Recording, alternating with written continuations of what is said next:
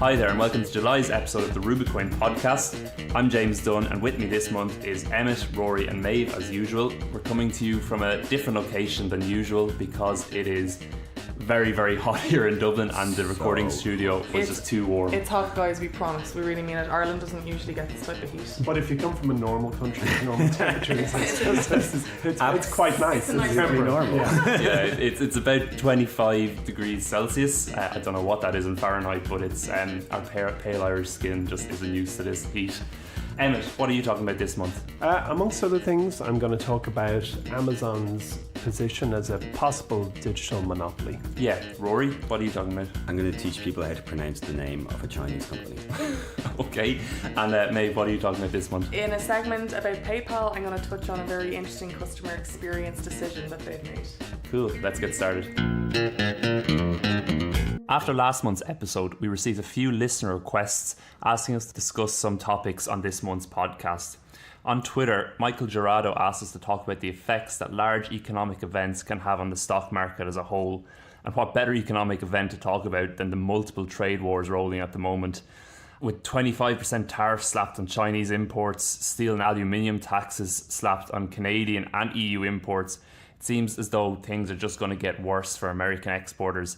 Harley-Davidson already announced that they'll have to move some of their production internationally, and Brown-Forman are already set to hike the price of some famous whiskies like Jack Daniel's and Woodford Reserve by about 10% in Europe. Emmett, with all the news and coverage about this trade war, what should we do as long-term investors? Well, I think we should ignore news because there will always be news. There's a steady stream of news from hundreds of thousands of news agencies around the world whose job is to fill the airwaves, their print pages and publish websites with the latest stories. And I think if a mistake you can make as an investor is trying to take what's current at this moment and transpose that news into your folio or your decisions. There will always be news, and I could list off multiple stories, dozens of stories that have come at us in the last 10 years alone that have come and gone, and at the moment were very real. But they're over and done with, and sure enough the market has progressed. So right now and forevermore, my personal position is news is something that I am going to, for the vast majority of time, ignore. Yeah, and I think you mentioned news there, and that's probably very relevant to the point, Rory. How much do CNBC, CNN, Fox News, how much do all of these play a part in heightening the coverage of such events? Well, that's just their business. It's in their interest that people are interested in what's going on in the world. It's a lot more interesting to talk about things like trade wars, fill those 24-hour news cycles with sensationalized stories than and that's how they make their money. And like Emmett said, you can look back over the last 10 years of this bull market that we're currently in, and there was swine flu, there was Ebola outbreaks, there was US government shutdowns, there was Brexit, there was even just a couple of months ago we were all worried about the interest rates for the 10-year treasury notes. I haven't heard anyone talk about that in the last few days, the last few weeks. Look, these things are usually temporary, and trade war sounds awful. I don't know whether the current administration actually wants a war. The word war is an interesting choice when it comes to news, isn't it? Yeah, of course. Global trade, I suppose, from my point of view, could be considered a drier subject than others. So I think the word war is, I understand why there are ripple effects here. There are, consequences on world trade, but really it's just because two or more entities are inflicting a type of pain on each other that they're using the word war, right? So the pain is the tariffs in this case. Mm-hmm. But it is sensational, it doesn't directly affect me or my investments in a way that I need to run outside and kind of shout about today. So I think the news and the word war is the thing to tune into and consider there. And you mentioned there it doesn't affect you or your investments, but what if it does? What if you're a Brown-Forman shareholder now, Emmett? Mm-hmm. Should you be selling on the fact that the share price is probably going to fall on the pressure they're under with these tariffs to Europe? Yeah, and I'm not suggesting that all news doesn't in fact influence the movement of a share price in the short term. It absolutely does. What we are investing in is management teams that are considering the environments in which they're operating in. Yeah. And strategically placing themselves to prosper in those environments. So whether it's Brown-Forman or Harley-Davidson or any business, they will take the news of the moment or the environment of the moment and run their business accordingly. An example was GDPR, the rather dull subject of GDPR, was the latest equivalent of Y2K, if you ask me. But a lot of businesses were forced to think about how they contained their customer, stored and used customer data if they operated in the European jurisdiction, which is for digital businesses more or less every digital business. For example, I understand that almost overnight Facebook moved their entire data records out of our very own lovely Ireland across to the US for data farms there, so that they could manage their business in a manner that they felt was correct. And that's what Mark Zuckerberg and his team are paid to do, just as the management team of Brown-Forman and Harley-Davidson and every other business is paid to do. They look at the environment and they make decisions, and we're trusting that they're making decisions in the best interest of us, because that's in fact what they're doing. Just a final note on short-termism in the market. Just yesterday, Twitter announced that they were deleting 70 million fake accounts, and the stock market dropped somewhere along the lines of 10%. And that is classical short-term thinking on Wall Street. This is a company that's actually making the platform better. It's going to increase engagement, increase ad spend by making it a better platform, and the stock plummets 10%. And in fact, the numbers, the 70 million they purged, were in fact baked into their numbers that they had already discussed. So you're absolutely right. It's reactionary. It's knee-jerk. Yeah. Another listener, Gasdog, asked us to discuss iQIYI on this episode. iQIYI is a Chinese online video platform that's been on a pretty impressive run recently. Rory, I know it's been on your shortlist for a while. My first question is probably, am I pronouncing it right? You kind of might be. I'm not entirely sure. I looked up online, and the phonetical pronunciation I got was iQIYI. What did we do without Google? What did we do without Google? iQIYI is better. That has a better ring to it. iQIYI. iQIYI. So they went public on March 29th. It was quite a hyped up IPO, and yet on the day the share price actually went down. We listed at 18, it closed today around $15. Since then, though, it's gone up more than 100% in a month. It's been called the Netflix of China, which, if you ask me, are the two buzziest of buzzwords in the investing lexicon. Yeah. So anytime anyone comes with something like that, you definitely do have to approach it with a bit of skepticism. Yeah. Looking into it, I mean, they do share a lot of characteristics with Netflix. They're the biggest TV streaming service in China. They were formerly part of Baidu, which has been called in the past the Google of China. They've got 554 million people have the iQIYI app on their mobile device, and they've got 420 million monthly active users. So a lot of eyeballs on this company, easy comparisons to make with Netflix. However, they're not exactly like Netflix in that just about 12% of their users are paying subscribers, the rest of which get the content for free, and it's paid through advertising.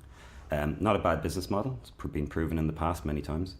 But really, like, what they're trying to do is increase that membership, and they're creating more exclusive content to try and bump up those membership payers. And the last quarter, that increased 67%. So they're getting there. They're doing a good job. Their big thing, and I think the thing they kind of pride themselves on, is their use of AI to drive the kind of content that they purchase and the kind of content they create.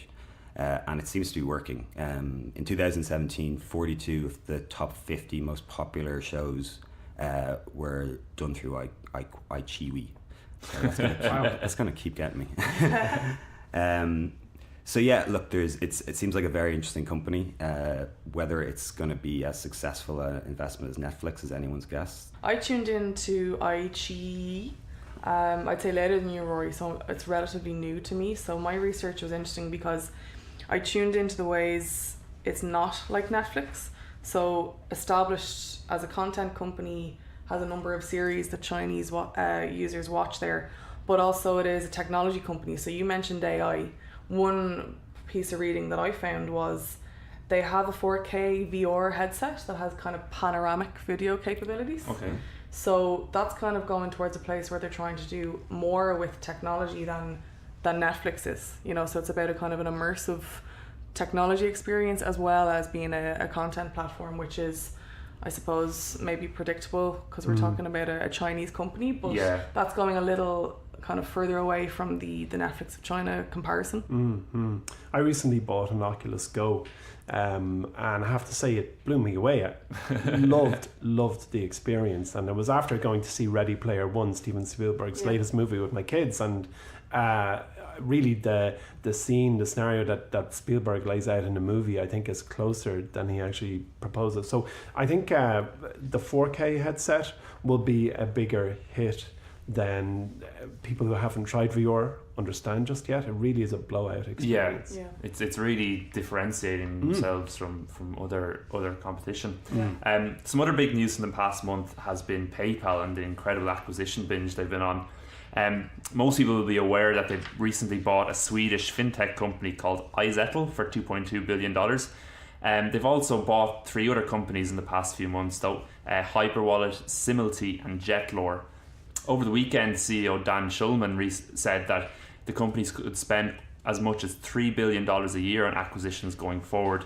Emmett, what should we make of such an aggressive acquisition strategy by PayPal? I think it's very exciting that PayPal are going for such a land grab, because there's a velocity, there's an acceleration in payment solutions around the world. Yeah. And the race to rid the world of plastic and credit cards and paper money is evident. Yeah. What PayPal are doing here is accelerating that.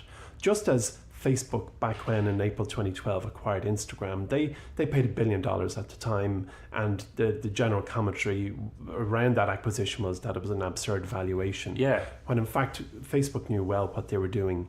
We can take the same logic and superimpose that on top of PayPal now, who have gone into an acquisition mode to accelerate their place as the one-stop solution for all payment solutions. Rory, what do you think of kind of PayPal expanding their current offering in this way? Well, they recently announced that they'd sold a huge portfolio of consumer credit to a company called Synchrony Financial. So this is just the deployment of that money that they raised. I think they got about $7.6 billion for it. Okay. But just the way that PayPal is expanding its offering in general is great. I just read yesterday that or a few days ago, that they are now offering free returns on items bought through PayPal. Okay. Wow. So yeah, if you buy something using PayPal and you don't like it, they will pay, I think, up to $30 for it to be returned. That's a serious move.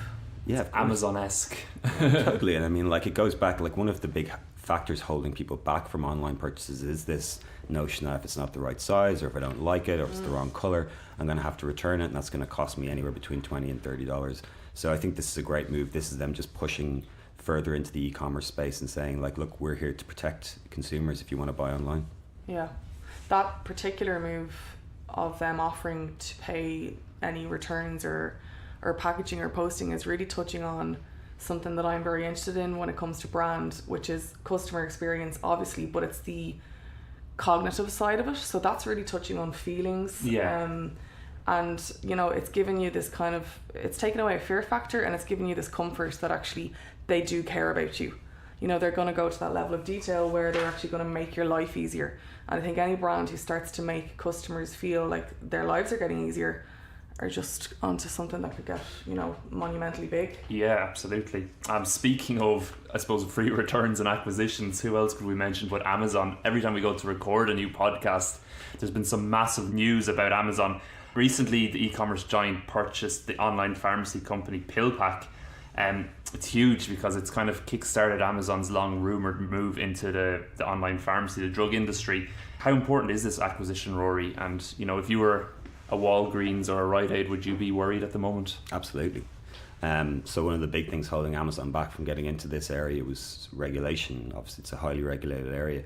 PillPack was regulated to deliver drugs to people in 49 of the 50 states. So what they've done, I think, is very clever. They've basically said, we're going to bypass the regulation and just buy into a company that's already done the legwork. Yeah. Is there a risk, though, that Amazon is too big? You know, when are they going to start running into these, you know, government getting involved, antitrust concerns and the like? Completely. Well, antitrust is defined as the prevention or control of trusts or other monopolies, and so promoting fair competition in business. I'm reading from a sheet here, but really, is Amazon a monopoly? And Amazon represents, I think, a new kind of monopoly in a digital economy. And what do I mean there? So 1 in 3 US adults, between 1 in 3 and 1 in 4 US adults are now Prime members, or globally 100 million people are subscribed to Amazon Prime. So they are the de facto choice in homes around the world for purchasing. Linda Kahn, who's the director of legal policy at the Open Markets Institute, compared Amazon to a 19th century railroad company who decides which oil drillers and wheat farmers could actually ship on its track and at what cost. So more than half of everything sold on Amazon now actually comes from third-party sellers. The company owns goods and is selling well, according to Bezos. And last year was the best for Amazon hardware sales like Echo and Fire. But ultimately, you could liken Amazon today to those railways of the 19th century. Now, Amazon say it's a coopetition, it's a combination of competition and cooperation. But there is no doubt that they are the dominant force in all our lives for buying pretty much anything that we need regularly or even occasionally. Are they monopolistic now? Well, clearly the laws are, the government or the powers that be have decided they are not. Yeah. But if they partnered with someone like Alibaba or Tencent, I think we've got a whole new world order that we have to consider. So it could really need a change in regulation down the line to deal with a company like Amazon that, you know, we've never really seen before. We've never seen a company operate in this way before, that maybe it'll take a case of the regulation catching up. Absolutely. I mean, it is interesting, the fact that when we sit down just before our podcast and talk about the big stories of the month, that it's very hard to ignore Amazon. Amazon done recently. Welcome to the Amazon podcast, brought to you live from Dublin. Right, it's just a fact that Amazon really genuinely have huge stories every few weeks. The pace of stories, whether it's the acquisition of Whole Foods or pillpack, is just incredible, and they are strengthening and fortifying their position in everyone's lives, and I guess that's what we're looking at. I don't know if I'd like to see regulation, slow them down. But I have the caution that one should have about someone or a business rather that has such a huge position. Yeah. In last month's podcast, we asked you to vote on some of the new segments we'd introduced, whether you'd like to kill or keep them for the next episode. We're going to do the same again this month, giving you the power to control what you want to hear on the Rubicoin podcast. To start off, we're going to go back to our companies we never talk about section. This is one you all voted to keep on Twitter, and it's where Emmett and Rory pick one stock each that they feel doesn't get the attention it deserves and explain why it earns its place in the 1% showroom. Emmett, we'll come to you first. Okay. What stock have you selected to I'm shine a spotlight on? Sorry, James, I'm going to go. I'm so excited I want to interrupt you. I'm going with Texas Roadhouse, which is a restaurant chain that started in 1993 by Kent Taylor, who in my books is a Dubliner, is a cowboy. He looks like a cowboy and he wears a cowboy hat all the time, and is a very charismatic and kind of inspirational leader. Disclaimer there, I think cowboy is a different meaning in Dublin. It doesn't have such a good meaning. Yeah, well, this is true. I think he's a true cowboy. They started off, the first Texas Roadhouse was in Clarksville in Indiana, and their customer promises: we like to brag about our hand-cut steaks, fall off the bone ribs, and made from scratch sides and fresh baked bread. So that's a nice thing to own. But really, today, Texas Roadhouse is a restaurant powerhouse. They're around something like 440 locations, mostly across all the US states, and then some in Dubai, Kuwait, Jeddah, the places you go for vacation. They've had 33 consecutive quarters of same-store sales growth. And since inception of their dividend program in around 2011, they've repeatedly increased their dividend by an average of around 18% per year. So what we're looking at with Texas Roadhouse is a growing restaurant chain that people love. They recently reported a nearly 11% growth in revenue and a 5% growth in same-store sales, guests up 4% on the year. So they are growing. They try to be the second best everywhere they open. They leave the local mom and pop place to be the favorite restaurant. They want to be the second favorite restaurant. Ken Taylor is somebody I'm looking forward to meeting. He's a great CEO, and I think it's a stock we rarely talk about, and is a safe restaurant that I think one can buy. I regret not buying shares in it. In fact, I'm very interested in it right now. It sounds great, and you've made me hungry. So why do you think it's a stock that we never talk about? Well, it's funny. Restaurant chains are there's less. Back to that subject of news. There's usually less to talk about. I mean, just slow and steady growth. And Unless you're Chipotle. You go there. Yeah, unless you're Chipotle. Yeah, true. Unless you make people extremely sick. Well, there's a company called the ASCI who runs surveys of consumers, and recently, in the last week or two, just published the favourite restaurants of America, and it's a survey based on interview with about 23,000 customers, and they talk about the product, the food, the service, the satisfaction, and one of the and Texas Roadhouse came out top of the league once again. So Texas Roadhouse, amongst the full service restaurants, Texas Roadhouse is now ranked number one amongst US consumers. Okay. Second is Cracker Barrel, and third is Longhorn Steakhouse. So these are formidable competitors, but Texas Roadhouse is loved, and I think it will continue to be loved. I happened to visit one once after visiting the CEO of 3D Systems. A stock long since departed from my portfolio. I walked across the road and went for some lunch, and I thought it was a great experience. Yeah. I'm looking forward, as I mentioned, to meeting the CEO, which I hope to do in the months ahead, and I think it's a great investment. Cool, very interesting. Rory, then, so what stock are you shining a spotlight on this month? So the one I went with this month was Intuit, the maker of multiple taxation software systems. Sounds fascinating. Yes. We should talk about it every month, actually. You've convinced me. It's a very boring company, but it's been an incredible stock for people who've owned it over the last 20 years or so. And it's actually up 136 since we added it to the showroom back in, I think it was September 2015, if I'm correct. And one of the reasons I really like this stock, and people have heard me give out about this before, is like doing your taxes is something that is governmentally mandated, and you have to do under the punishment of potential incarceration, yet few people actually know how to do it. So they are solving a clear problem in the world today. It's a clear market leader, and they're building out a real ecosystem of brands. They went through a transition period a couple of years ago where they moved everything over to the cloud, and it's going to be a great move. They're going to be able, that's going to help them in terms of selling add-ons and whatnot.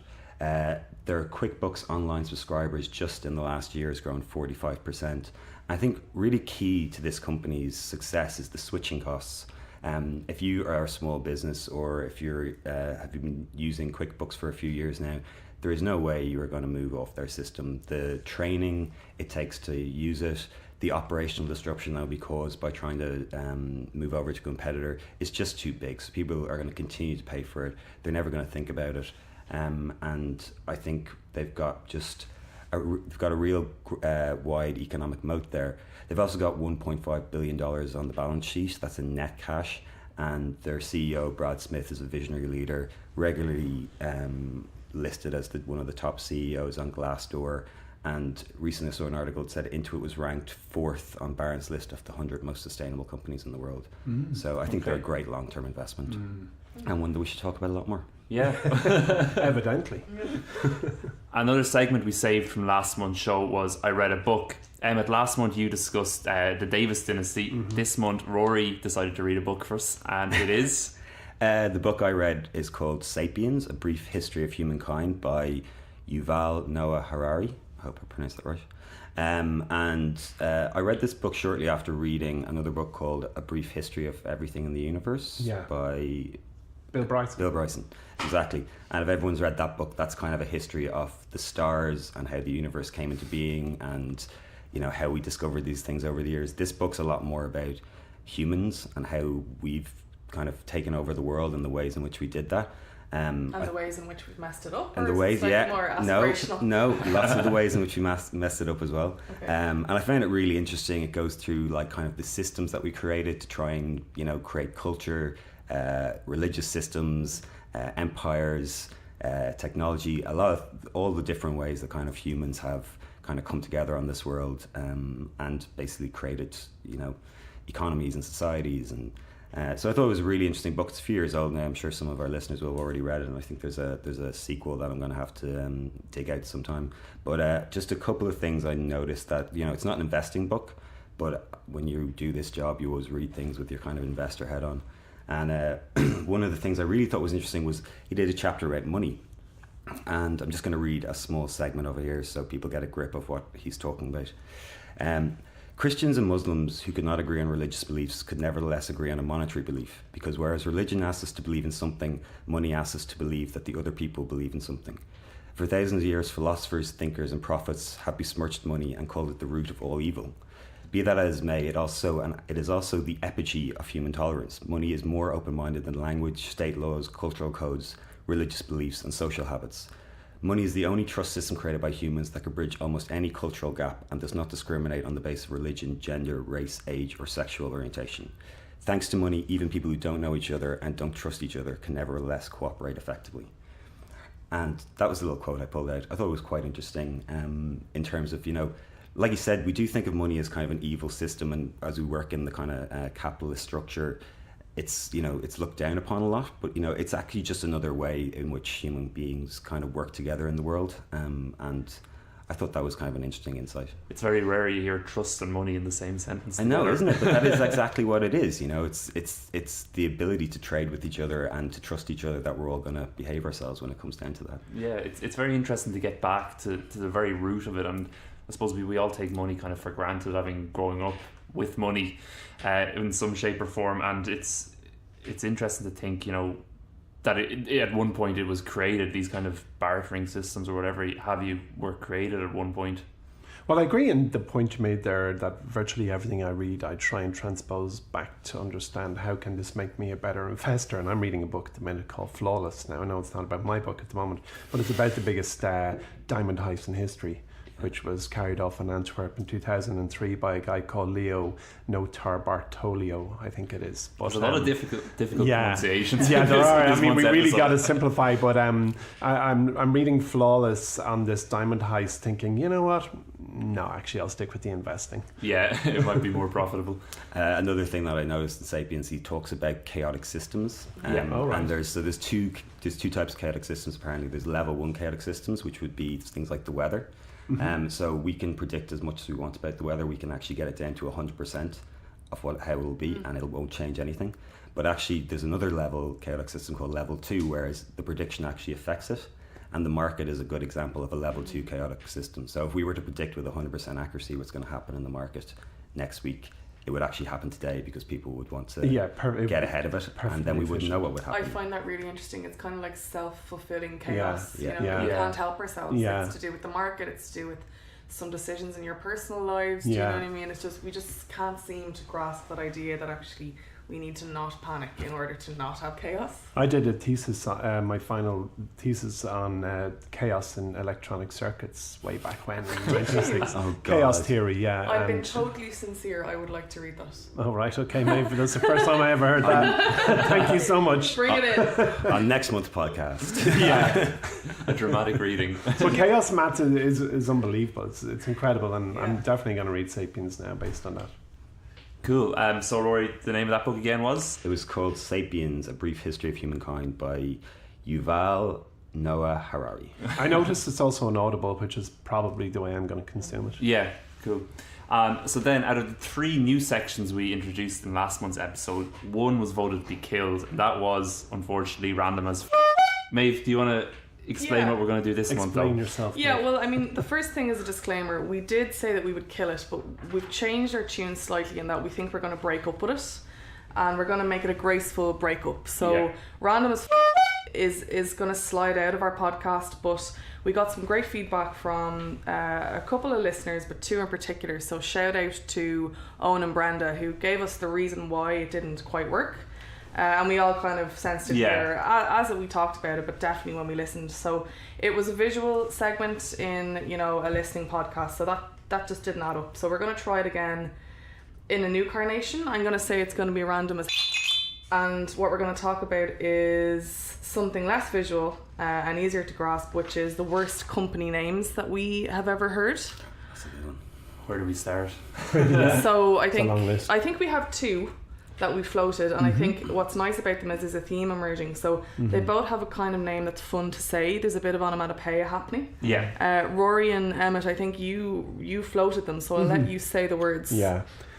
One of the The company name that I really just find hard to read is Splunk. Splunk. Yeah, it's a floated company. Splunk. Correct, Splunk. It's not the worst stock I've ever seen. Actually, it could be a good one, but I have to say, whenever I'm reading through the investor relation website, it just jars every time I read it. Can I defend Splunk? Go Is that for possible? So I didn't like it either when I first heard it, and then when I dug into why it's called Splunk, I actually really did start to like it. Okay. So it's the company's it's data mining. Big data, isn't Yeah. it? Big data, big data mining company, and so the word Splunk comes from the word spelunking, which is cave diving. So I thought that was kind of just a really cool use of the Diving word. for data, kind Yeah, of. they're diving for data. So Okay. I liked it. It brought me around to it. Okay. Has it changed your opinion, Emmett? No. Do you not like saying it? Do you not like saying? I just don't. There's something about it. It just isn't graceful. I'm not saying that it has to be, but it just doesn't sound right. Splunk. Okay. I hear you. Rory, what company do you have that name you hate? Yeah, the one I hate the most is Tronc, which is actually it's lowercase t Tronc, which is even worse. So they thought about it at least. Yeah, it was the Tribune. That was a rebrand. Yeah, Oh, yeah. rebrand. Yeah. So it was the Tribune newspaper company, which did the Chicago Tribune, the Baltimore Sun, the New York Daily News, I think, as well. Yeah. And so they changed the name to so Tronc stands for Tribune Online Content, which just to me was like, look how new we are. Yeah. How digital we are. And I just hate it. I just think it was like a name that someone dropped on the floor. Well, like they're both playing on this kind of idea of, like phonetically imitating a sound that you might see a splash of humor in. So Splunk made me think of kerplunk. Yeah. And I don't know what you think, James, as one of our kind of main analysts and content writers here, and you're probably one of the better ones at English, but like I suppose what's in a name really? Does a name really matter? Does a company name actually affect whether you're going to buy in or not? I'm not so sure. Yeah, I actually think it does. Everyone has a certain few words, which I won't mention on air, but a certain few words they can't stand. My own one is one beginning with M and ending in oist. It's a word I hate so much. Hey, it's just to do with cakes. Like, you can pour over financials and how the business is doing and where it's going, but if you have to read that name or say that name multiple times, it's going to sway your judgment, definitely, I think. Yeah. It's also kind of like a branding element to it. Like Coach recently renamed themselves Tapestry. I mean, if this is to me, not a fan. Well, if this is a company that's aiming for a kind of like the millennial shopper, Tapestry doesn't mean anything to them. Sounds like something that hangs in your granny's house or something. Exactly. They could have But gone. there is something, as I say, there's something in the name. I remember in the 90s looking through Golden Pages, it might have been in the 80s of Golden Pages in the US, and I'm struck by the number of businesses that had started with 3 A's in order to get prime listing in the Golden Pages.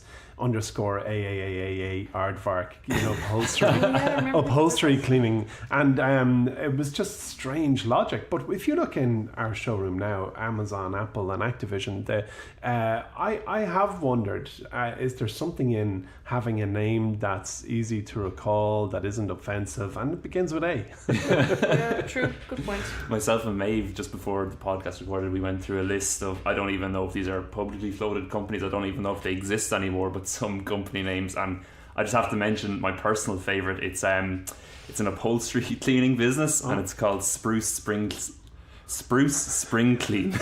And I don't even know if that's a bad name. I actually think that might be a great name. I like it. I like it, and I think possibly from the age of 20 downwards, the joke is lost. But it's great for a generation. There was one I quite liked as well. It was an off license for our Irish or European listeners and a liquor store for anyone in the US, and it was Tequila Mockingbird. Oh, I've seen that. Which I got a kick out of personally. So good. Yeah.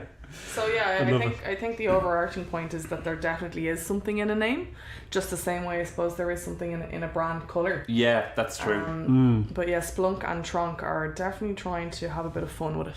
We're running short on time in this month's episode, but before we finish up, I want to get to our elevator pitch. This is where Emmett and Rory give us a 30-second pitch on a stock within a given topic. Seeing as it's painstakingly hot here in Dublin at the moment, I decided to go with a desert island portfolio. So, if you had to buy one stock in the knowledge that you were stranded on a desert island and had to hold it for 20 years, what would it be? Rory, I'll come to you first. What stock? is your Desert Island folio? Yeah, so anyone on Twitter who follows me will know this answer already. It's my biggest holding. It's MasterCard. I think the move to cashless societies is happening very rapidly. MasterCard currently has about 26% market share of the payments systems. For a company their size, their last quarter revenue was up 27%, which is just unbelievable. I think the company is doing great things, building out sort of ancillary offerings to merchants. So consumer data analytics is one thing, which is, by the way, GDPR compliant. I also think, like in the digital payments space, trust is going to be everything, and MasterCard as a brand has hundreds of millions of consumers and merchants that trust them, sometimes more than anyone else. So whether, I think, the payments industry is changing very rapidly. I think whether we do things versus kind of phones or magnetic strips or just purely digital means, I think MasterCard's going to have a hand in it somehow. Cool. Very, very interesting. Emmett, your Desert Island stock? Well, if I was going to Desert Island for 20 to 25 years, you really want to have a stock that will survive across the ages, and I think MasterCard is a great one. Nonetheless, the one I'd go with, and one I've always gone with, is Disney, because I have a high level of faith that it will be there long after we're all gone. And recently in March, Disney announced a reorg, and under 4 business units they're going to report going forward. And the first is direct consumer and international, which is basically how they're going to deal with the multiple assets that they are bringing to our home, whether it's Disney, Pixar, Marvel, Lucasfilm, ESPN Plus and Hulu. So they have so many digital assets that they are going to be bringing to a pay TV service, which has to be named. The second business segment is their parks, experiences and consumer products, and that's, as they say, where their characters and franchises come to life. The third business unit is media networks, and the fourth segment is studio entertainment, where they make the movies and where live action and Pixar and Marvel Studios, Lucasfilm all produce their content. So I think Disney is a bellwether. I think it's going to survive through thick and thin. Okay, cool. That was a long elevator ride. Yeah, it was a long elevator ride. Disqualified. So Maeve, MasterCard and Disney, which do you vote for? This was an easy one for me because I already own it and it's one of my larger positions. Yeah. And even the fact that the segment was called Desert Island Stock worked for me this week, because that's the type of investor I am. I bought it 3 years ago now and I don't check it so often, and it's Disney. Yeah. Oh, interesting. I think Emmett, you've done a great job of outlining the kind of the core reasons why someone should consider it long term, but for me it's just about the brand as well. Always loved it, always did. Yeah. Went back to Disney World when I was an adult, and hopefully will do again. That's interesting. My pick of the two would be MasterCard, and because it's my biggest holding as well, so it's funny. But Disney is one I've been looking at coming up, especially with the new streaming service coming up. I think that would be very interesting. Same as last month's episode, we want your help in deciding which parts and which to kill and which parts to keep for next month's episode. If you go to the Rubicoin Twitter page now, you can vote on the 3 new sections. That's companies I never talk about, I read a book, and random as and you vote which one you want to hear again next month. If you miss out on the Twitter poll though, you can still let us know what you think. You can get in touch with us on Twitter or on Facebook, leave a comment on the podcast episode itself, message us through the Learn or the Invest app, or email us at pod@rubicoin.com. That's pod@rubicoin.com to let us know what you think. If you have any suggestions for completely brand new sections either, or topics you'd like us to talk about, please let us know. That's about it from us this month. As always, there's plenty of new things to check out in the Invest app too, including our new Star Stock DocuSign that was added on Monday. Thanks for listening in, and please make sure to rate, review and share the podcast if you enjoyed today's episode. From myself, from Emmett, from Rory and from Maeve, happy investing.